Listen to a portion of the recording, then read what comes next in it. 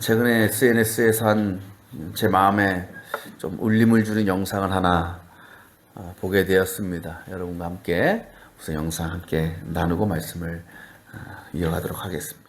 I'm not scared. I'm a little scared. I won't fall. Maybe I will.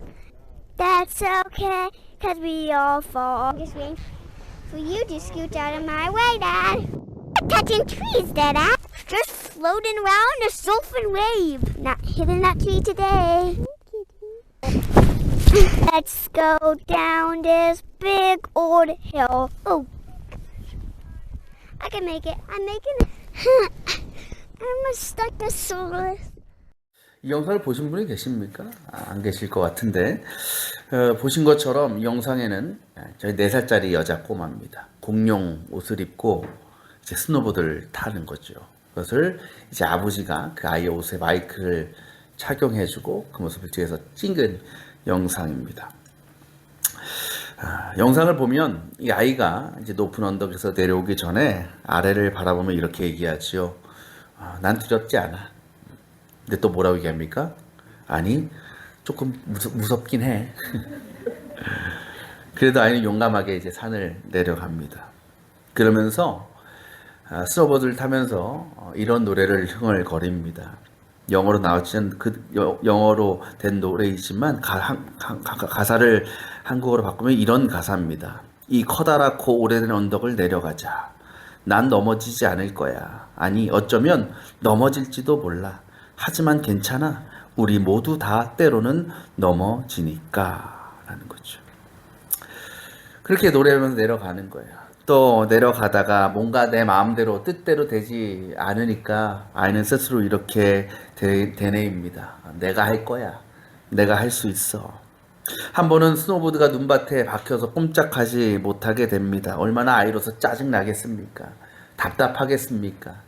근데 아이는 그런 자신을 땅에 박힌 공룡이다라고 우스꽝스럽게 표현하면서 그 상황을 즐기고 있는 모습을 우리는 보게 됩니다.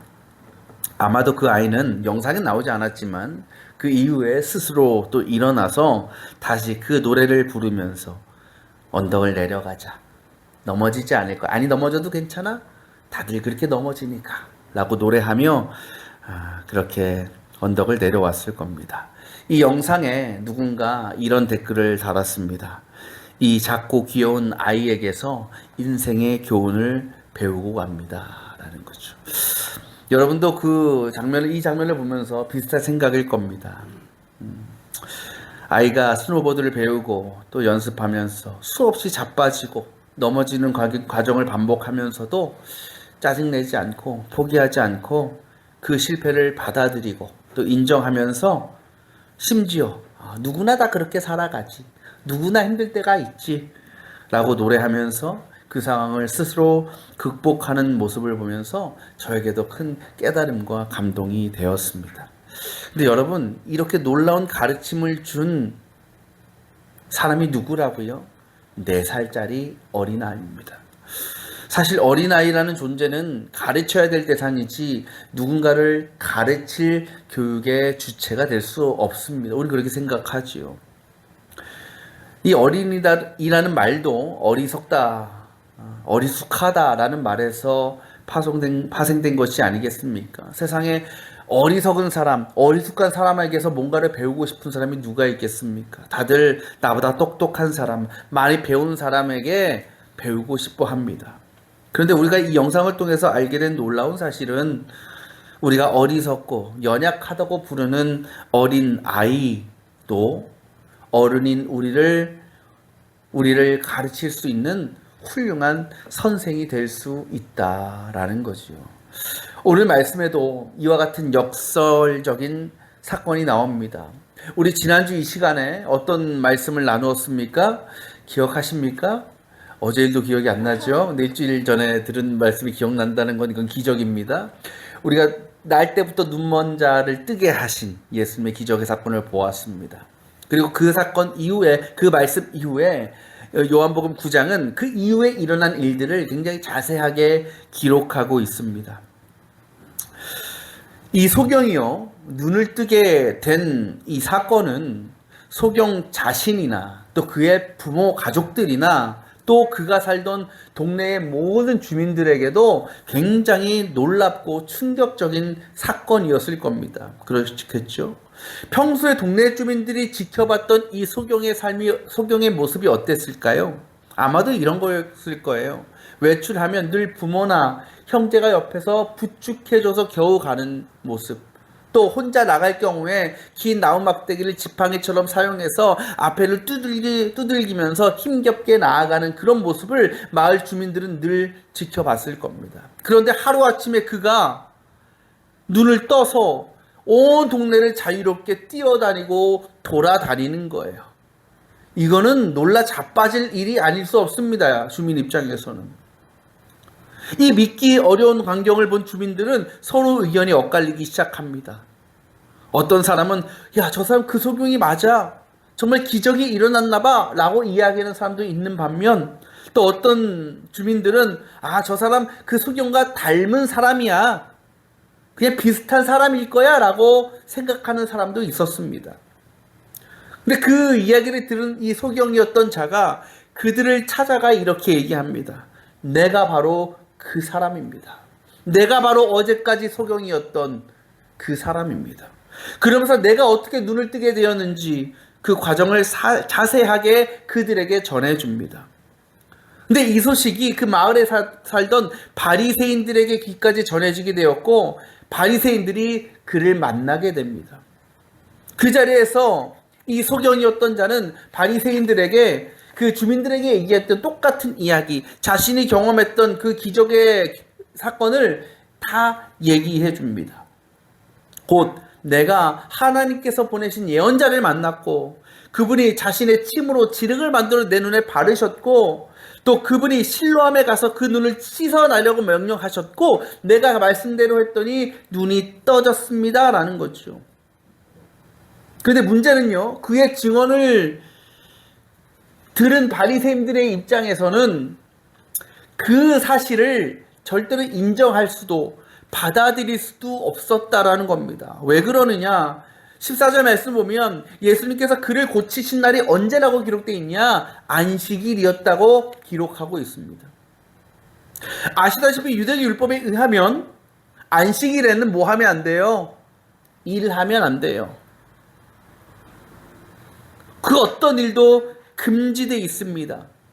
단 예외는 있어요. 당장 죽을 것 같은 사람을 살리는 건 괜찮아요.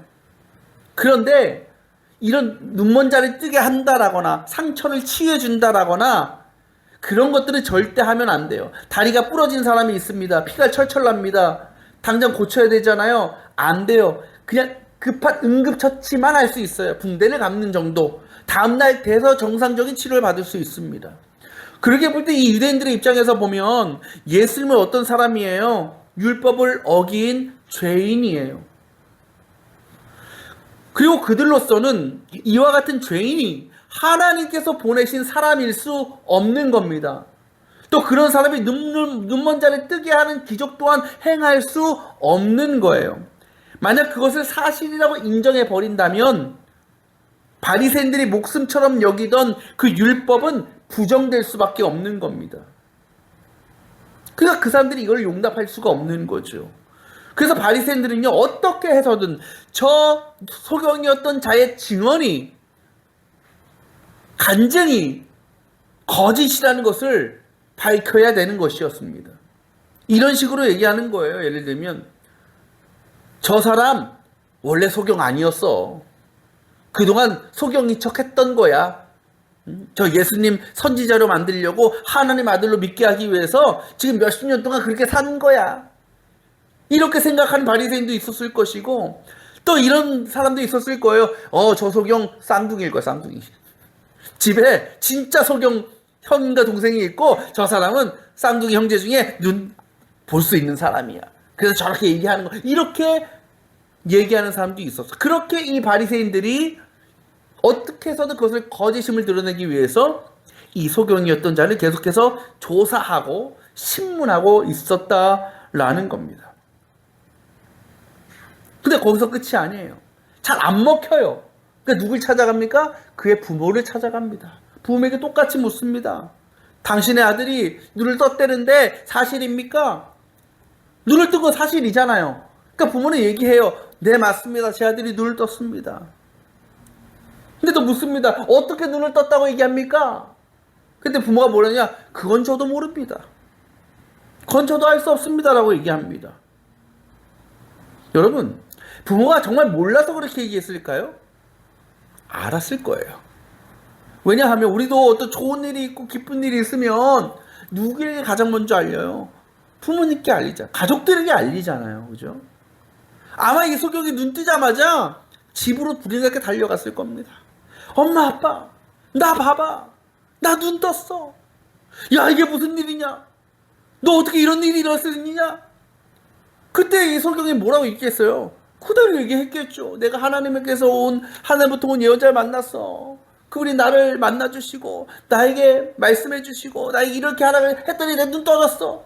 알고 있었어요. 근데 이 부모는 뭐라 그래요? 모른다라 그래요. 왜 그러냐면 그 당시에 유대 바리새인들이 예수를 그리스도로 인정하는 사람은 유대인 공동체에서 추방하기로 법을 정했기 때문이에요.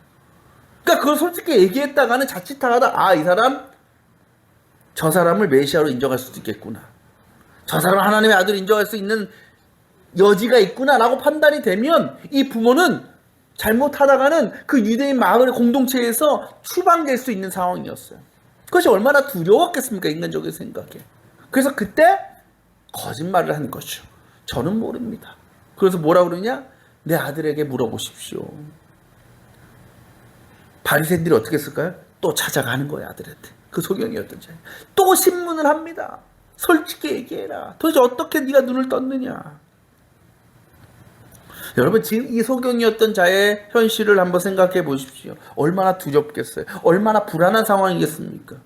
평생 못 보던 눈을 뜬 그 기쁨과 감격도 잠시 수많은 주민들이, 수많은 바리새인들이 그 사실을 믿지 않고 있고, 또한 자신을 낫게 해주신 예수님을 죄인으로 만들기 위해서 끊임없이 자신을 신문하고 괴롭히고 있어요. 만약 이 소경이었던 자가 끝까지 자신의 주장을 굽히지 않는다면 어떤 일이 벌어지겠습니까? 그도 유대인 공동체에서 쫓겨날 수 있는 상황입니다. 그렇다면 그가 이 위기를 피하기 위해서 할 수 있는 최선의 방법이 무엇이겠습니까? 그냥 그들이 원하는 대로 해주는 거예요.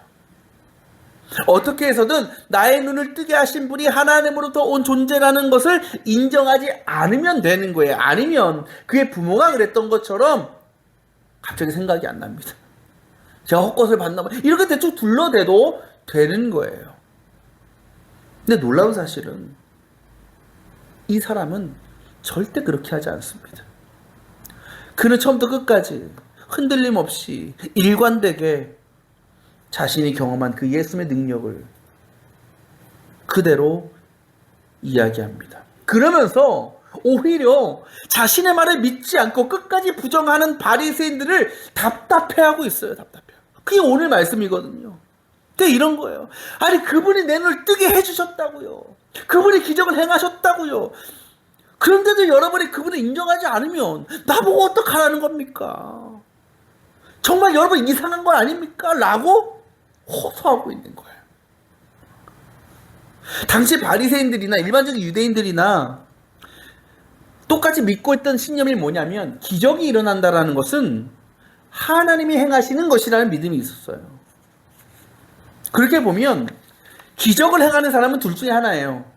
하나님께서 직접 보내신 선지자 예언자거나 아니면 그리스도 메시아 둘 중에 하나입니다. 이 소경이었던 자는 그냥 자신의 경험한 것을 말씀드린 대로 있는 그대로 얘기한 거예요. 자신의 믿음을 그대로 고백한 겁니다. 곧 하나님으로부터 온 분이 아니면 내가 절대 경험할 수 없는 일을 내가 경험했으니 그 일을 행하신 분은 누구일 수밖에 없어요. 하나님으로부터 온 분일 수밖에 없는 거예요. 이건 부정할래야 부정할 수 없는 팩트라는 거죠. 그런데도 바리새인들은 인정하지 않고 그 증언을 거부하고 있습니다. 왜? 무엇 때문에? 그 일을 행하신 날이 안식일이었다라는 사실 하나 때문에. 곧 그리고 그들은 율법의 장벽에 가로막혀 있는 거예요. 그들의 눈이. 그래서 진실을 보지 못하고 아무리 진리를 얘기해도 깨닫지 못하는 겁니다. 그런 그들의 모습이 이 소경이었던 자에게는 너무나 이상하고 이해가 안 되는 거예요. 그렇게 똑똑하다는 사람들이, 그 율법의 전문가라는 사람들이 왜 이걸 모를까? 왜 이걸 이해하지 못할까? 그래서 이 소경이 그들에게 당신들은 왜 이걸 인정 못합니까? 그분이 하나님으로부터 오신 분이 확실하지 않으면 이런 일이 일어날 수 없는데 제가 그것을 직접 여러분도 보셨지 않습니까? 근데 왜 그걸 깨닫지 못합니까? 라며 그들을 뭐하고 있는 거예요? 가르쳐주고 있는 거예요. 가르쳐주고. 이 장면을 통해 우리가 알 수 있는 역설적인 사실이 있습니다. 그게 뭐냐? 지금 율법교사라고 하는, 율법에 능통하고 박사인 그 바리새인들이 소경을 가르치는 것이 아니고 누가? 오히려 소경이었던 자가 그 바리새인들을 가르치고 있는 거죠. 당시 사회적인 위치로 보면 당연히 바리새인들 율법학자들이요, 하나님의 뜻을 제대로 알아야 되는 거예요. 정확히 이해해야 되는 거 아니겠습니까? 그리고 그것을 모르는 유대인들에게 가르쳐야 될 책임과 의무가 있겠죠. 그런데 지금 어때요? 그들은 그렇지 못해요. 물론 그들이 이론적인 율법적인 지식과 경험은 풍부할 수 있습니다. 그 누구보다 많이 배우고 똑똑할 수는 있습니다. 그러나 중요한 것은 그들은 복음의 진리는 깨닫지 못했다라는 거예요. 왜 율법을 주셨는지, 그 율법을 통해서 하나님께서 이루고자 하시는 그 일이 무엇인지를 그들은 깨닫지 못했습니다. 반면 이 고침받은 자는 어떻습니까? 그가 소경이었을 때는요, 그는 사회적으로 종교적으로 가장 비천한 사람이었어요. 모두에게 멸시당하고 조롱받던 사람이었습니다.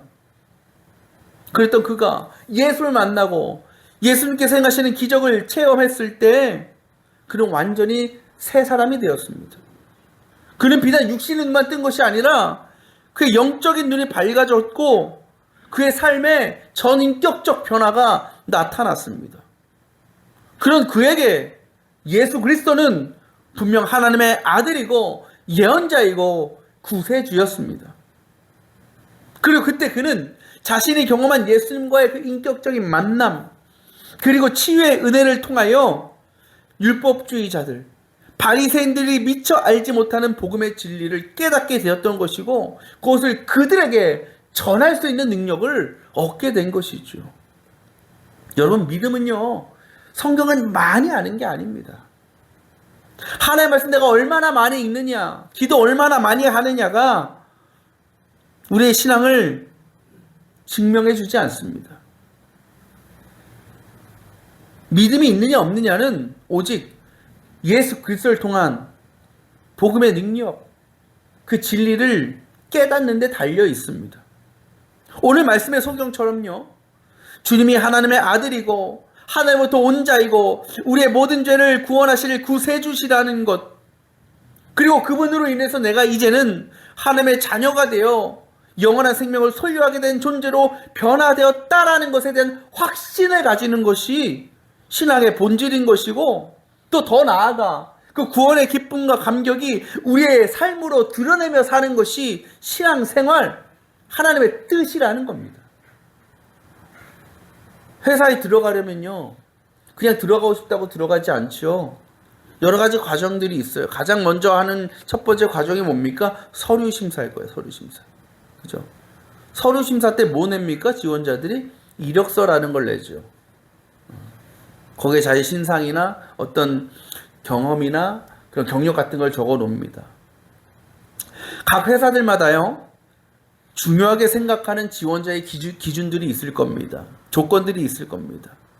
그리고 그들이 원하는 조건을 맞는 사람을 회사는 선별을 하는 거죠. 그런데 이런 모습들이요, 교회에서 목회자를 청빙할 때도 비슷하게 나타납니다. 어느 정도 규모 있다 하고 있는 교회에서 후임자를 뽑게 되면 각자의 청빙 조건들이 있다라는 거예요. 그리고 교회가 크면 클수록, 성도 수가 많으면 많을수록 그 조건은 어떨까요? 점점 까다로워지겠죠. 예전에 한 중대형 교회에서 낸 담임 목사 구인 공고를 본 적이 있습니다. 거기에 이런 조건이 있습니다. 뭐 기본적이고 똑같아. 뭐 신학대 졸업 뭐 저렇고 뭐. 근데 마지막에 뭐가 있느냐? 국내 신학대학원 및 해외 신학교 박사 학위 받은 사람이 있는 거예요. 박사. 국내뿐만 아니라 어디? 해외 대학교 박사, 신학 박사가 있어야 돼요. 저는 그걸 보면 이렇게 생각했어요. 목회하는데 외국 대학 박사 학위가 필요한가? 그거 어디에 쓰는 거지? 그래. 큰 교회에서 그런 걸 더 이제 많이 봐요. 유학 갔다 왔는지, 대학은 또 어딜 나왔는지. 그렇게 보면요, 저는 얼마나 감사한지 몰라요.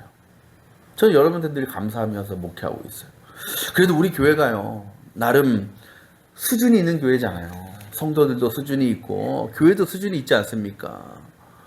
우리 대잠실지방 안에서 결산만 놓고 보면요, 우리 지방에 20개 교회가 있어요. 우리 교회가 6번째입니다. 6번째. 굉장한 교회예요. 많은 분들이 부러워하는 교회예요. 여러분, 이 정도 교회 담임 목사 정도 하려면 최소한 고려대 졸업장 정도 갖고 있어야죠. 누가 아멘 한 것 같은데? 잘못 들었나? 뭔가 조금 스펙이 있는 목사가 좀 우리 주님 머릿돌 교회 정도는 목회해야 되는 거 아니에요? 근데 저는 안 그러거든요. 나 뭐 내세울 게 없어요. 스펙 별로 없어요. 그런 저를 여러분이 받아주시고 세워주시니 얼마나 감사한지. 여러분, 좋은 목회자의 기준이 뭘까? 외국 가서 공부하고 박사학위 받으면 그 사람이 좋은 목사가 되는 것일까? 그것이 목회 사역을 감당하는데 정말 필요한 것일까? 제가 없어서 그런 얘기를 하는 게 아니고 그게 목회의 절대적 기준이 될 수가 없다라는 거죠. 목회자의 역할은 성도들에게 어떤 성경 지식을 전달하는 것만이 아닙니다. 신학적 이론을 가르치는 게 아닙니다. 제가 생각할 때 목회자의 가장 중요한 사명은 무엇이냐? 다른 거 아니에요. 하나님의 은혜를 나누고 전하는 거예요. 물론 말씀 가르치는 거 중요하지요.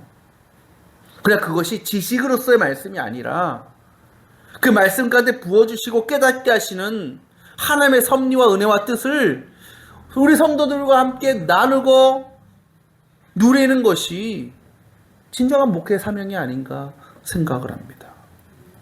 그 외에 목회자가 반드시 갖춰야 될 조건이 무엇인가라고 하면 늘 하나님 안에 머무는 거죠.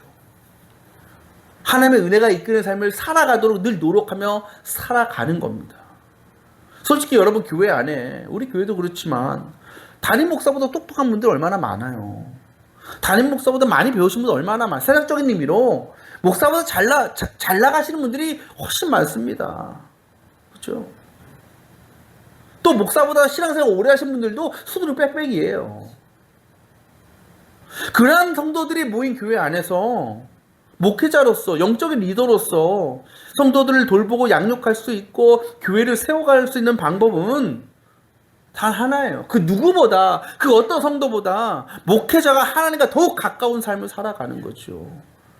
그 누구보다 하나님의 복음의 능력 안에, 복음의 은혜 안에 거하는 삶을 살아갈 수 있어야 된다라는 거죠. 제가 그렇게 될 수 있도록 여러분 기도해 주시길 바랍니다. 아멘. 그래요. 그리스도인의 정체성은 하나님의 뜻을 깨닫는 거예요. 그 일은요, 세상적인 지식과 경험을 통해서 얻을 수 있는 것이 절대로 아닙니다. 오직 주님과의 인격적인 만남을 통하여, 그리고 그때 우리의 영적인 눈을 뜨게 하시는 주님의 은혜와 역사를 통하여 우리는 비로소 예수 그리스도께서 하나님의 아들이시고 우리의 구세주가 되신다는 그 진리를 확신하게 되는 겁니다. 그 진리는 아무리 많이 배우고 똑똑하고 경험이 있고 힘이 있어도 주님을 만나지 않으면 절대로 알 수 없는 엄청나고 놀라운 신비라는 겁니다. 그것을 사도 바울은 비밀이라고 표현합니다. 비밀. 여러분들은 이 놀라운 비밀을, 이 신비를 아십니까? 모르십니까? 믿으십니까? 믿지 못하십니까? 믿으시죠? 여러분 대단한 사람들인 거예요. 여러분 놀라운 사람들입니다. 이것이 무엇을 의미하는 것일까? 저와 여러분 모두에게 그 복음의 진리를, 그 비밀을 전하고 증거할 수 있는 다 자격이 있다라는 거죠. 능력을 갖추고 있다라는 거죠. 사랑하는 여러분, 여전히 이 땅에는요, 주님을 부정하고 구원의 복음을 거부하는 사람들, 우리의 모든 죄를 구속하신 예수님의 십자가 은혜를 조롱하는 사람들이 많이 있습니다. 그들이 볼 때 우리는 미련한 사람들, 어리석은 존재입니다. 그러면서 자꾸만 우리에게 야, 너네는 틀렸어. 세상의 방식이 맞아. 세상의 기준, 세상의 가치관을 따라 살아야 돼 라고 우리를 신문하고 가르치려 합니다. 그럴 수밖에 없어요. 왜? 그들은 예수를 만나지 못했으니까. 그러나 우리는 어떻습니까? 저와 여러분은 모두 예수님께서 허락하신 그 구원의 은혜를 경험한 사람들. 그래서 세상 사람들이 전혀 깨닫지 못하고 알 수 없는 하나님 나라의 비밀을 우리는 믿는 자들입니다. 그런 우리가 해야 될 일은 오히려 그들에게 우리가 경험한 예수님의 은혜를, 우리가 깨달은 그 복음과 진리를 가르치고 전하는 것입니다. 내가 만난 예수님, 내가 경험한 주님의 은혜, 그 주님의 은혜를 통해서 변화된 나의 삶과 영혼을 그들에게 우리는 드러내고 증거하며 살아가야 됩니다. 물론 때로는 그들이 우리의 믿음과 변화를 부정하고 우리를 공격할 수 있습니다. 그때 우리는 위축될 수 있어요. 두려울 수 있어요. 그러나 오늘 말씀의 소경을 보세요. 그는 주저하지 않습니다. 멈추지 않습니다. 우리도 그처럼 담대하고 당당하게 나를 새롭게 하신 분, 나를 거듭나게 하신 그분이 예수 그리스도이시라는 것을, 나의 구세주라는 것을 우리는 고백하고 증언할 수 있어야 되는 것입니다. 그 믿음과 용기가 저와 여러분 가운데 충만히 임하기를 소망합니다. 그래서 저와 여러분의 입술과 삶으로 전해지는 믿음의 간증, 믿음의 선포가 이 땅을 새롭게 하는 그리스도의 빛이 되어서 하나님의 놀라운 회복과 구원의 역사가 우리가 살아가는 이 땅 가운데, 수많은 영혼 가운데 놀랍게 임하게 되는 회복의 역사, 기적의 은혜가 나타나게 되기를 주님의 이름으로 축원합니다.